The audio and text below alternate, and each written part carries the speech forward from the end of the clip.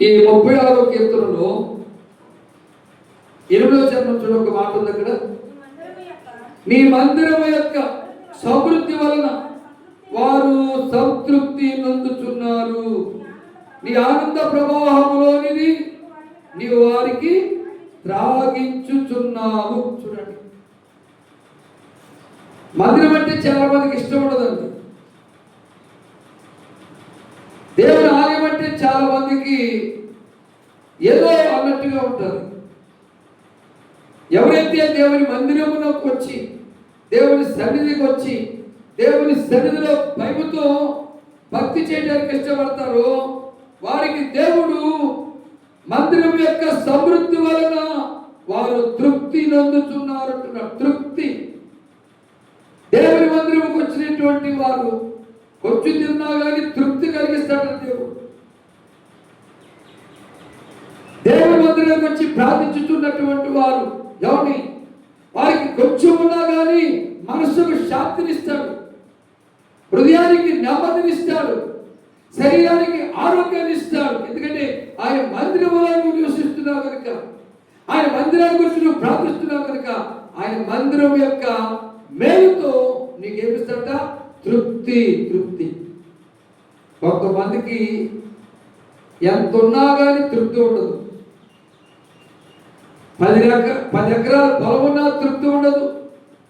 1,00,000 రూపాయలు ఉద్యోగం ఉన్నా తృప్తి ఉండదు. ఒక ఆయన 1,00,000 రూపాయలు ఉద్యోగస్తుడు.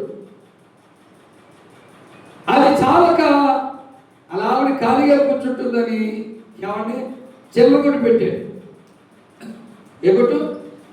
చిల్లర కొట్టు. 1,00,000 రూపాయలు సాలగా చిల్లర కొట్టు. ఇది సాలగా మళ్ళా ఏమండి మినరల్ వాటర్ కొనుక్కుని అది పెట్టాడు. తృప్తుందా? ఏమండి కొంతమందికి తృప్తి ఉండదు.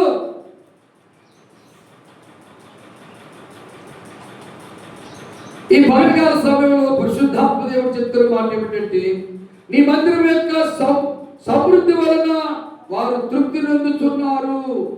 ఎవరు? దేవుని యొద్దకు వచ్చి ఆరాధించేవారు, దేవుని యొద్దకు వచ్చి స్తుతించేవారు, దేవుని యొద్దకు వచ్చి ప్రార్థించేవారు, దేవుని క్రమాన్ని పాటిస్తూ దేవుని ఆజ్ఞలను పాటిస్తూ జీవించుతున్నటువంటి వారికి దేవుడు తృప్తిని కలుగు చేస్తూ కింద అంటున్నాడు, నీ ఆనంద ప్రవాహంలోనిది నీ వారికి అది త్రాగించుతున్నావు. ఆనంద ప్రవాహంలోనికి నీవు వారికి అది త్రాగించుతున్నావు. దేవుని సన్నిధికి వచ్చి దేవుని వాక్యాలు విని దేవుని సన్నిధికి వచ్చి దేవుని సన్నిధిలో ప్రార్థన చేసేటువంటి వారికి దేవుడు ఆనందాన్ని వారికి అనుగ్రహింప చేస్తాడు, సంతోషాన్ని అనుగ్రహింప చేస్తాడు. హృదయపు వేదనను తొలగించి నెమ్మదిని కలుగు చేస్తాడు. ప్రార్థన జీవితం లేనటువంటి వారికి తృప్తి ఉండదు. ప్రార్థన జీవితం లేనటువంటి వారి శరీరానికి సరైన ఆరోగ్యం ఉండదు. ప్రార్థన జీవితం లేనటువంటి వారికి సమృద్ధి కూడా కలగదు. అందుకే దానిగా చెప్తున్నాను, నువ్వు దేవుని సన్నిధికి వచ్చి దేవుని మీద విశ్వాసం వచ్చి దేవుని సన్నిధిలో ప్రార్థిస్తున్నప్పుడు ఆయన ఆనంద ఆ ప్రవాహంలోనిది నీవు వారికి త్రాగించుచున్నావు అన్నట్టుగా నీకు ఆ ఆశీర్వాదాలు ఇస్తాడు, ఆ తృప్తిని ఇస్తాడు, ఆ నెమ్మదిని ఇస్తాడు. కిందకి వెళితే చక్కని మాట జీవగలిగిన దేవుడు తెలియజేస్తున్నాడు. 11 చూడండి.